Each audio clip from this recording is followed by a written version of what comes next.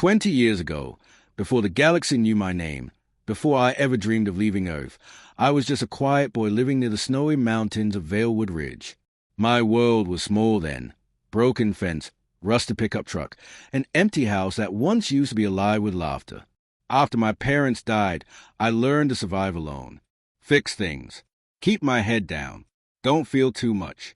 That was safer. Until the night the sky tore open. I remember it clearly. A blazing streak lit up the darkness, tearing across the stars like a scream of fire.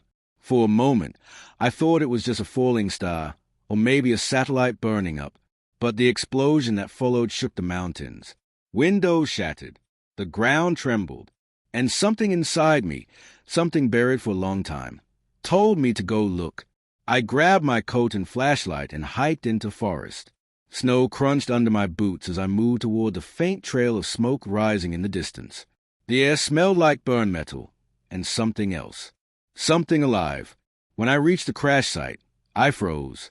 A ship, unlike anything I'd ever seen, was torn in half among the trees. Not built, grown. Its surface looked like silver bones covered in glowing blue veins. Alien. Absolutely alien. And then I heard it, weeping. Not human. Not animal either. Something in between. I followed the sound and found a small metallic pod, cracked open like an egg. Inside it, she was curled up, shaking, wounded, alone. A cub. At least that's what I thought at first. She had silver fur, glowing violet eyes, and markings along her skin that pulsed like starlight. Her tiny claws trembled as she tried to shrink away from me, letting out a weak, frightened growl. She was terrified. She was hurt, and she was dying. I should have called someone. The government, scientists, military, anyone. But I didn't, because when she looked at me, really looked at me, I saw something I recognized. Fear, the same kind I used to feel. So instead, I whispered the first stupid thing that came to my mind. Hey, it's okay. I won't hurt you. And for reasons I still don't understand, she believed me. I carried her home in my arms at night, wrapped in my torn winter jacket to keep her warm. I don't know why I didn't think about what would happen if someone saw us. Maybe I didn't care. Or maybe a part of me already knew. She wasn't a threat. She was just lost. Inside my cabin, I laid her gently on an old blanket near the fire. She was shivering badly, breathing in shallow, painful gasps. I panicked. I searched for wounds and found a cut on her side that looked boned, like twisted black metal had pierced through her skin. But there was no blood, just faint glowing lines pulsing under her fur.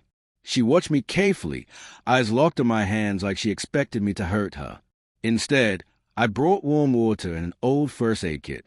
When I tried to clean her wound, she flinched back and growled weakly. "I'm trying to help," I whispered. She didn't understand English, I was sure of that, but somehow she understood me. I fed her water slowly, using a broken cup. She drank with hesitation, then with desperation. Hunger came next. I gave her bread. She sniffed it, confused, but after one bite, she devoured the rest like she hadn't eaten in days. That night, I stayed awake beside her. Every now and then she would stare at me, not with fear, but with something searching, like she was trying to understand what I was, who I was, why I was helping her. By morning, she was strong enough to stand. Barely. She wobbled, and then, unexpectedly, pressed her head gently against my arm. A thank you. I didn't know it then, but that moment changed everything. I hid her for weeks. The military sealed off the mountains, claiming a meteor impact zone. News anchors lied. Scientists lied. People bought every word. But I knew better. Someone was looking for her. I couldn't let them find her. I built her a small hidden shelter in my workshop. I cooked for her, talked to her, showed her the stars. And little by little, she changed. At first she only growled and slept. Then she started mimicking sounds. Then words. And soon, she laughed. I had saved her life. I thought I understood what she was, but I had no idea who she would become. Her recovery was faster than anything I had ever seen. Within 2 weeks, she could walk. In 3, she could run. And by the end of the first month, she could speak. Not perfectly, not like a human child. But she learned words with shocking speed, like language was something she was born to absorb. She pointed at herself once and said, slowly, Lai, Sa, Ra, Lysera. That became her name. She pointed at me next. Un. That became mine again. Ethan, not kid, not loner, not orphan. Ethan. We fell into a routine. Every morning, I cooked something new for her to try. She always made the same curious expression, nose twitching, eyes squinting, before deciding if she liked it. Spaghetti? Approved. Eggs? Approved. Pickles? Death weapon. Destroy immediately. She grew. Fast. Too fast.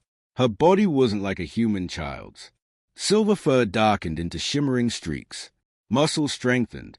Her claws sharpened. The glow under her skin pulsed like a storm trapped in her veins.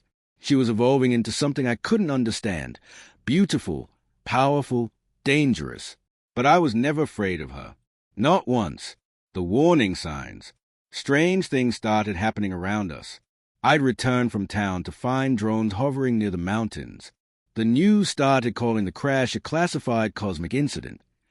Black vans appeared on forest roads. And whenever I used my radio to check weather reports, I heard encrypted frequencies, search patterns, coordinates. They were still looking for her. I hid Lysera deeper in the mountains, taught her silence, taught her fear, something she had never known before. She didn't understand why she had to hide, why humans would chase her. One night, she asked me, Ethan, bad humans. I didn't know what to say. I had seen greed, cruelty, war, and yet I had also seen good, selflessness, hope. I couldn't let her hate humanity. So I said, not bad, not good, just lost sometimes. She thought about that for a long time, then nodded. She trusted me completely. The first time I saw her power, it was early spring, snow melting, rivers roaring. I slipped near the ridge and fell, straight into a fast current. The water dragged me toward the waterfall. I couldn't breathe, couldn't fight. Then the river stopped. Not slowed. Stopped. Frozen midair, defying gravity. And Lysera stood above me, eyes glowing like twin stars, hand raised as if commanding the universe itself. That was the moment I realized the truth. She wasn't just an alien. She was something far more powerful. Something the universe would kill to control. And someone was about to find her. I didn't sleep much after the river incident. I couldn't, not after what I'd seen. Lysera had stopped flowing water with a gesture. She didn't struggle, didn't strain. She simply commanded reality, and reality obeyed her. Who was she? I wanted to ask, but she didn't know the answer herself. She didn't remember where she came from, didn't remember her family, her home, nothing before the crash. The only past she had left was me. And yet, someone still wanted her. The signal. It was a quiet night. The kind of night when the sky feels endless and the world holds its breath. Lysera and I sat on the ridge, watching stars. It had become our ritual. She liked asking questions about the universe. Why stars burn? To keep the dark awake, I said. She laughed, soft, gentle. It reminded me of music. Then we saw it. One star moved. Not twinkling. Moving. A bright white point cutting across space with unnatural precision, followed by another and another, until the sky filled with silent streaks of silver light. Not meteors. Not satellites. Ships. They formed a spiral in the sky, like a hunting pattern. Lysera stood slowly, watching them, and for the first time, she looked afraid. Her markings glowed bright as she whispered a single word. Seraphites. Her people? Her enemies? I didn't know, but that name tasted like fire in ancient wars. The sky pulsed, and a massive ship broke from hyperspace, ripping open the clouds as if reality were paper. It descended slowly, menacingly, blotting out the moon as it hovered over the mountains. Search beams swept through the valley. Energy pulses scanned the terrain. They had come for her. The choice. Run. I grabbed her hand, but she didn't move. Her eyes were fixed on the descending ship. Painful recognition flickered through her expression. A memory trying to surface. Something she didn't want to remember. Lysera, we have to go. No, she whispered. No more hiding. Before I could stop her, she stepped forward, toward the valley, toward them, and the ship responded. A beam of shimmering blue energy shot down, encasing her in light, pulling her upward. Lysera! I ran forward, grabbed her, refused to let go, but the force field began dragging us both into the air. Her claws dug into my wrist, not to hurt me, to hold on.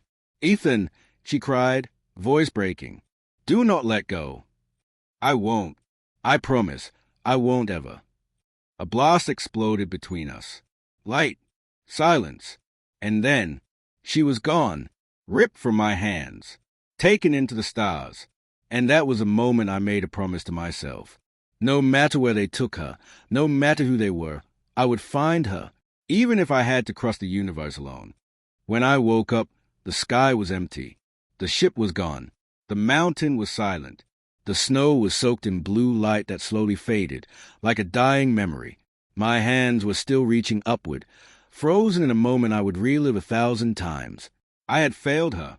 I searched the mountains for days, weeks, months. I followed scorched ground, magnetic trails, cosmic radiation signatures, anything that might lead me to where they took her. But the trails always vanished beyond Earth's atmosphere. The Seraphites, whoever they were, had erased her like she never existed. But I remembered. And memory becomes purpose. The hunt begins. I knew staying on Earth meant losing her forever. The Seraphites would never return. Not for me. Not for Earth. So I started preparing. I sold everything I owned, then everything I could steal, trade, or salvage. I hunted black markets for alien tech, most of it junk, until I finally found what I needed, a crashed scout vessel buried in the Arctic ice. I rebuilt it bolt by bolt, taught myself quantum navigation, learned alien star charts, decoded the Seraphite signal embedded in Lysera's crash pod. Every night, I played the sound of her voice, recorded from my old cabin radio. Her laughter was my fuel. My reasons were simple. I would find her. I would not be too late again. But Earth wasn't ready to let me go. First contact, the wrong way. Before I could launch, they came for me, Earth Defense Bureau operatives. They wanted the alien ship. They wanted my research. They wanted to erase everything. What you're doing, Ethan, it threatens the security of our planet, Agent Mercer said. You can't go chasing ghosts into space. You're a mechanic, a nobody. He shouldn't have said that, because nobodies, we don't break. We don't surrender. We don't stop. We don't care about what's possible. We care about what must be done. I launched anyway, through the atmosphere, past the asteroid belt, across the void. My first jump ripped half the stabilizers off the ship and nearly my face, but I didn't care. For the first time in my life, I wasn't just surviving. I was coming for her. And then I found something. A trail. Faint, but real. The Seraphite fleet hadn't just left Earth. They had fled something. Something powerful. Something terrifying. I didn't know it then, but this journey wasn't just about finding Lysera. I was flying straight into a war, and she was at the center of it.